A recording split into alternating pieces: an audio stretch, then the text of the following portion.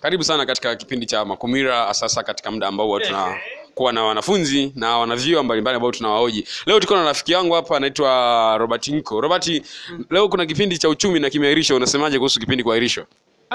Kwanza awali ya yote ni masikitiko makubwa sana kwa kumisi kipindi kama hichi ambacho kwa kweli kilikuwa ni kizuri na kilikuwa tunakingoja kwa hamu kubwa. Tena hamu nene.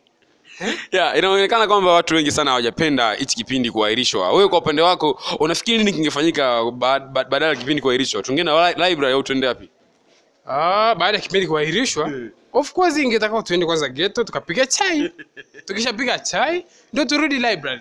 Nadhani kwa kwenda tu library moja kwa moja hakuna utakachokielewa kwa sababu kwanza sasa hivi ni asubuhi sana. Si unajua?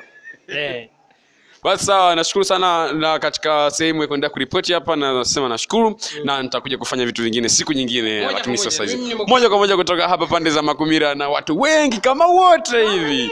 Tunasema tutakutana siku nyingine.